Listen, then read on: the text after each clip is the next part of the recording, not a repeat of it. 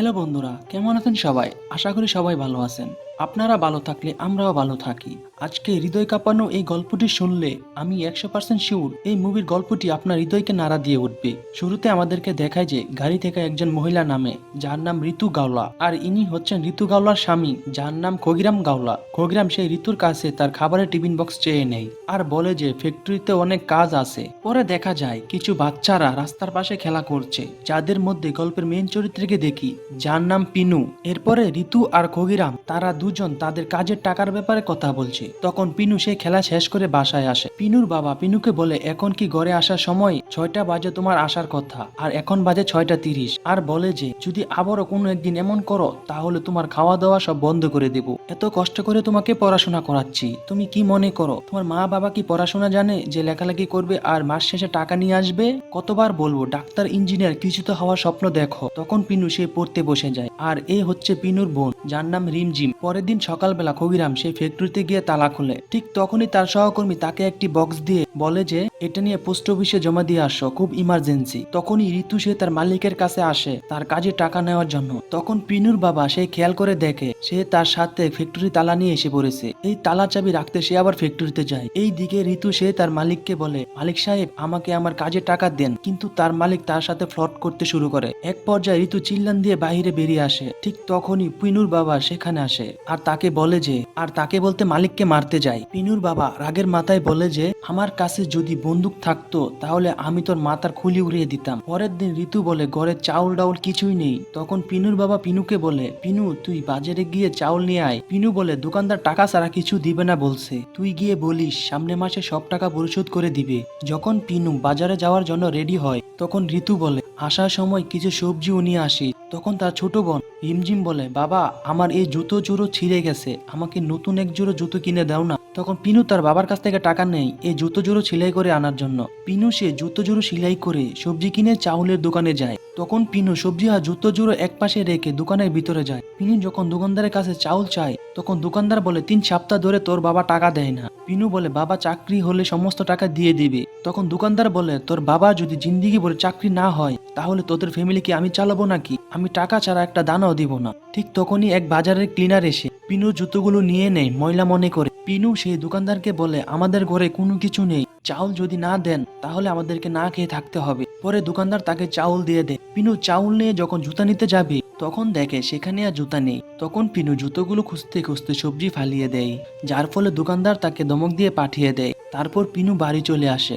বাড়ি আসার সাথে সাথে তার ছোট্ট বোন বলে ভাইয়া আমার জুতো। তখন পিনু কিছু বলে না। পিনু সে তার বোনকে বাইরে নিয়ে এসে বলে চাউলের দোকানে পাশে রেখে চাউল নিতে গেছিলাম, পরে চাউল নিয়ে এসে দেখি সেখানে জুতো জোড়ো নেই। পিনু বলে তুই চিন্তা করিস না, আমি তো জুতো নিয়ে আসতেছি। তখন পিনু আবার দোকানে যায়, সেখানে লুকিয়ে লুকিয়ে জুতোগুলো খুঁজতে থাকে। সেখানে জুতোগুলো খুঁজতে খুঁজতে আবারও দোকানে সবজি ফালিয়ে দেয়। পরে সে বয়ে সেখান থেকে পালিয়ে আসে। পিনু সে রাস্তা দিয়ে আসার সময় রাস্তার পাশে থেকে পানি খেতে থাকে। পণ্ডিত বলে যে পিনু তুমি এখানে একটু দাঁড়াও, আমি একটু আসতেছি।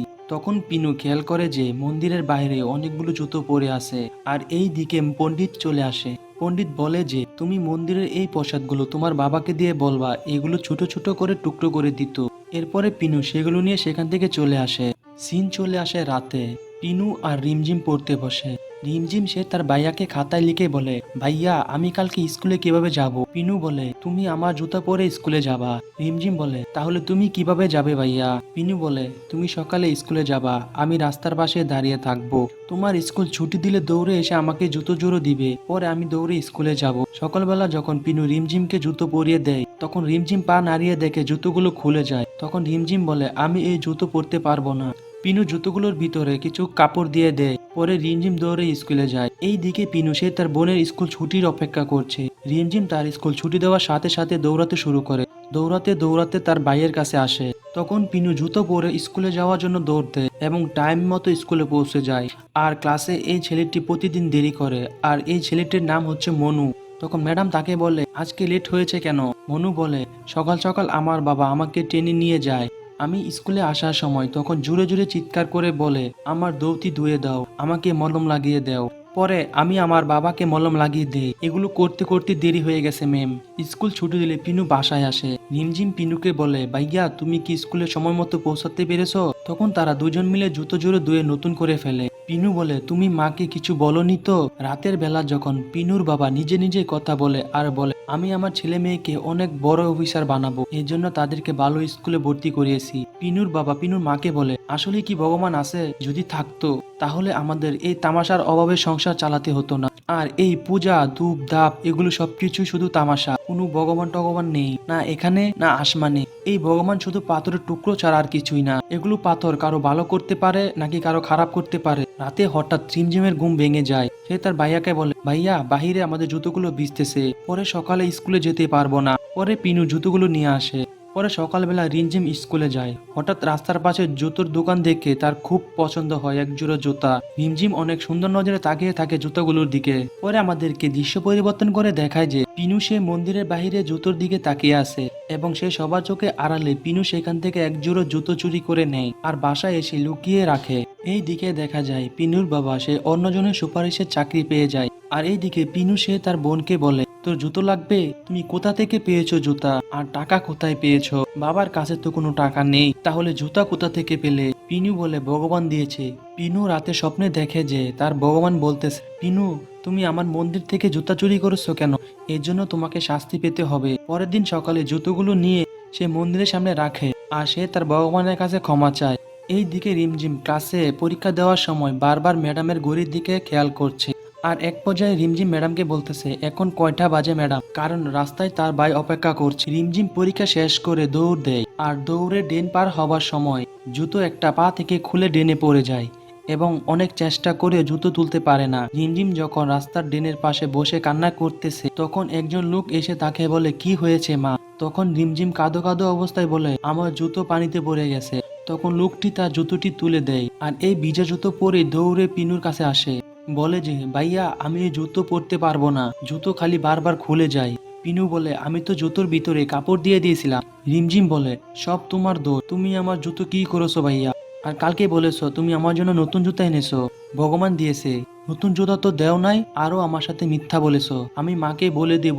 পিনু বলে, তুমি মাকে বলো না। আর বাবার কাছেও টাকা নেই যে বাবা নতুন জুতো কিনে দেবে। তারপর পিনু সে দৌড়ে স্কুলে যেতে থাকে, কিন্তু আজকে স্কুলে যেতে অনেকটা লেট হয় পিনুর, যার ফলে স্কুলের ম্যাডাম তাকে অনেক বকা দেয়। যখন পিনু ক্লাসে এসে বসে তখন তার বন্ধু চিঠি দিয়ে বলে, আজকে বিকেলে ফাইনাল ফুটবল খেলা। তখন ক্লাসে মনু আবারও দেরি করে আসে। তখন ম্যাডাম বলে, আজকে তোমার বাবা কি কি বলেছে বলো। তখন মনু ম্যাডামকে সব বলে। এইদিকে পিনু ক্লাসে পরীক্ষা ভালো রেজাল্ট করায় ম্যাডাম তাকে একটি কলম দেয়। এরপর পিনু সেই কলমটি নিয়ে তার বোনকে গিফট দেয়। তখন রিমঝিম অনেক খুশি হয়। এরপর আমাদের ওই লোককে দেখানো হয় যেখানে ঋতু কাজের টাকা চাওয়ার জন্য গিয়েছিল। লোকটি এসে লেবু নামে একজন ব্যক্তির খোঁজ করছে। তখনই সেখানে থাকা এক ব্যক্তি গুলি করে চলে যায়। পরে পুলিশ এসে পিনুর বাবাকে সন্দেহজনক ধরে নিয়ে যায়, কারণ পিনুর বাবা তাকে একবার বলেছিল, যদি আমার কাছে কোনো বন্দুক থাকতো তাহলে আমি তোমাকে মেরে ফেলতাম। সেই সূত্রে পিনুর বাবাকে ধরে নিয়ে যায়। পুলিশ স্টেশনে পুলিশ যখন পিনুর বাবাকে জিজ্ঞেস করছিল, তুই কেন হুমকি দিস? পিনুর বাবা বলে, ও আমার স্ত্রীর ইজ্জত নিতে চেয়েছিল, তাই আমি তখন এগুলো বলেছি। এরপর পুলিশ তাকে ছেড়ে দেয়। পরের দিন রিমঝিম স্কুলে পিটি করানোর সময় তার হারানো জুতোগুলো দেখতে পায়। সে অনেক চেষ্টা করে দেখার জন্য যে মেয়েটি কোন ক্লাসরুমে যায়, কিন্তু সে দেখতে না পেয়ে স্কুল ছুটি দেওয়ার পর স্কুল গেটের সামনে এসে সবার পায়ের দিকে লক্ষ্য করছিল। অবশেষে রিমঝিম মেয়েকে দেখতে পায়। মেয়েকে ফলো করতে করতে তাদের বাড়ি পর্যন্ত চলে আসে। এই দিকে পিনুর বাবাকে আর কাজে নেয় না, তার আগের হিসাব বুঝিয়ে দেয়। বলে যে তুমি অনেক আতঙ্কবাজি হতে পারো, তোমাকে কাজে নিলে পরে আমরাও বিপদে পড়তে পারি। এরপরে পিনু সে স্কুলে দৌড়ে আসে, কিন্তু তাকে আজকে স্কুলের প্রধান ম্যাডাম দেখে ফেলে, যার জন্য তাকে স্কুল থেকে বাহির করে দেয়। পিনু যখন কেঁদে কেঁদে স্কুলের বাইরে যায় তখন তার ক্লাস টিচার তাকে দেখে আর তার জন্য প্রিন্সিপাল ম্যাডামের কাছে সুপারিশ করে আর তাকে ক্লাসে যেতে দেয়। পরের দিশে রিমঝিম সে তার ভাইয়াকে হাতে ধরে নিয়ে যায় ওই বাসার সামনে, যে বাসায় রিমঝিমে জুতো পরে গিয়েছিল ছোট্ট মেয়েটি। তারা দুজন সেখানে গিয়ে দেখে যে মেয়েটির পায়ে জুতোগুলো ছিল তার বাবা চোখে দেখে না, এই জন্য তারা সেখান থেকে জুতো না নিয়ে চলে আসে। আর পিনু বলে, তাদের অবস্থা আমাদের থেকেও খারাপ। এরপরে পিনুর বাবা সে মন্দিরে প্রসাদ বন্টন করে আর কান্না করতে থাকে। তখন তাকে মন্দিরের পণ্ডিত দেখে ফেলে। পণ্ডিত সে পিনুর বাবা সব কথা শুনে তার ভাইয়ের কাজের জিনিসগুলো পিনুর বাবাকে দিয়ে দেয় আর বলে, এটা দিয়ে কাজ করে খাও। তারপর পিনুর বাবা আর পিনু দুজন মিলে শহরের জন্য রওনা হয়। পিনুর বাবা পিনুকে শিখাচ্ছে যে কিভাবে কথা বলতে হবে মানুষের বাসায় গেটের সামনে। এরপরে তারা একটি বাড়ির সামনে আসে আর বেল বাটন চাপার সাথে সাথে বাড়ির ভিতর থেকে বলে, কে তোমরা? তারা যখন বলতে না পারে তখন তাদেরকে বন্দুকের ভয় দেখায়, যার ফলে তারা সেখান থেকে দৌড়ে চলে আসে। এরপরে তারা অন্য বাড়ির সামনে আসে। সেই বাড়ি থেকে তাদেরকে কুকুর দৌড়ান দেয়। এভাবে তারা অনেক বাড়ি দেখে কোনো কাজ পায় না। এরপর পিনু রাস্তার পাশে থাকা একটি কল থেকে পানি খাচ্ছিল। তখন হঠাৎ কোথা থেকে কে যেন বলতেছে, তোমার নাম কি? তখন পিনু দেখতে পায় সেই বাড়ির ভিতর থেকে কেউ কথা বলতেছে। তখন পিনু বলে, বাসায় তোমার বাবা মা আছে কি? থাকলে তাদেরকে একটু ডাকতে পারবে কি? তখন ভিতর থেকে বলে, বাসায় শুধু আমি আর আমার দাদু থাকি। তখন পিনু সে রাগ করে চলে যেতে লাগে। তখন হঠাৎ করে পিছন থেকে পিনু পিনু বলে ডাকতে থাকে। তখন তারা পিছনে ফিরতেই দেখে। তখন তারা তাদের সামনে যায় আর বলে, আমরা মালির কাজ করি। তখন তাদেরকে বাগান পরিষ্কার করার জন্য কাজ দেয় আর বলে বাগানে সুন্দর করে কাজ করার জন্য। আর এই দিকে পিনু সে মেয়েটির সাথে খেলে। তখন পিনু তাদের রুমের সামনে অনেকগুলো জুতো দেখতে পায়। তখন পিনু বলে, তোমার বাবা কি জুতোর দোকান আছে? মেয়েটি বলে, এগুলো সবগুলো জুতো আমার, আমি এগুলো সবগুলোই পরি। স্কুলে একটা পরি, সকালে একটা পরি, জন্মদিনের দিন একটা পরি। পিনুর বাবার কাজ শেষ হওয়ার পরে তাকে তার কাজের টাকা দেয়। তার কাজের টাকার পরিমাণের চেয়ে অনেক বেশি দেয়, যার ফলে পিনুর বাবা অনেক খুশি হয়। এরপরে তারা বাড়িতে চলে আসতে থাকে। আসার সময় পিনু বলে, বাবা রিমঝিমের জন্য এক জোড়া নতুন জুতো লাগবে। তখন তার বাবা বলে, আমরা অনেক টাকা জমিয়ে পুরো জুতোর দোকান কিনে ফেলবো। তখন হঠাৎ করে তাদের সাইকেলে ব্রেক নষ্ট হয়ে যায়, যার ফলে তারা সেখানে গাছের সাথে বাড়ি খেয়ে পড়ে যায়। পিনুর বাবা মাথায় একটু আঘাত পায় আর পিনু বেঁচে যায়। পিনুর আন্টি বলে, পাশের বাসায় কাকুলির ছেলে জনু, সে দিনে 200 টাকা করে কাজ করে। এই কথা শুনে পিনুও চিন্তা করে সেও কাজ করবে। পরের দিন পিনু কাজ করার জন্য বাজারে যায়। সেখানে মুচির দোকানে লাল এক জোড়া জুতো দেখতে পায় আর জুতোগুলো তার পছন্দ হয়ে যায়। পিনু সে দোকানদারকে দাম জিজ্ঞেস করে। তারপর পিনু তার আন্টির বাসায় যায়। তার আঙ্কেল তাকে বলে, আমাকে একটা কাজ করে দিলে আমি তোকে 100 টাকা দেব। তখন পিনু রাজি হয়ে যায়।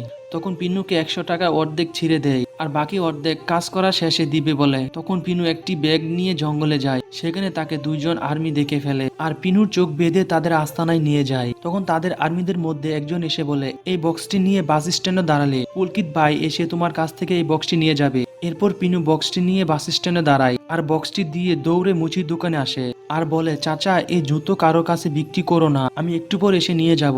পিনু তখন বাকি টাকা আনার জন্য দৌড় দেয়। সে এসে দেখে সেখানে পুলিশের গোলাগুলি হচ্ছে।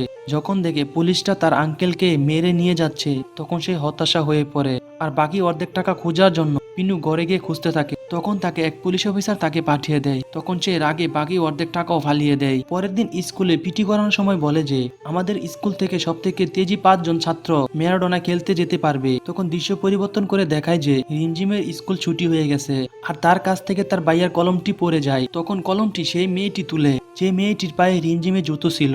মেয়েটি যখন রিমঝিমকে কলম দেয়, তখন রিমঝিম তার পায়ের দিকে খেয়াল করে যে, তোমার পায়ে তো নতুন জুতো, তাহলে পুরান জুতো কি করেছো? তখন মেয়েটি বলে, ওই জুতোটি ছিঁড়ে গেছে তাই আমি ফেলে দিয়েছি। এটা বলে মেয়েটি চলে যায়। এরপর রিমঝিম দৌড়ে তার ভাইয়াকে জুতো দেয় আর পিনু জুতো পরে দৌড়ে স্কুলে যায়। স্কুলে ম্যাডাম যখন বলে, খেলায় প্রতিযোগিতাকারীদের মধ্যে যে প্রথম হবে সে স্কলারশিপ পাবে, যে দ্বিতীয় হবে সে মুম্বাই 10 দিনের জন্য ক্যাম্পে যেতে পারবে, আর যে তৃতীয় হবে সে এক জোড়া জুতো পাবে। জুতোর কথা শুনে সে খেলা স্যারকে বলে, স্যার আমাকে খেলায় নিয়ে নিন। তখন স্যার বলে, 2 মিনিট আগে 5 জনের নাম বলে দিছি, এখন কোনো চান্স নেই। তখন পিনু কাঁদো কাঁদো মুখে বলে, স্যার আমাকে নিয়ে নিন, আমি এই খেলায় জিতবো।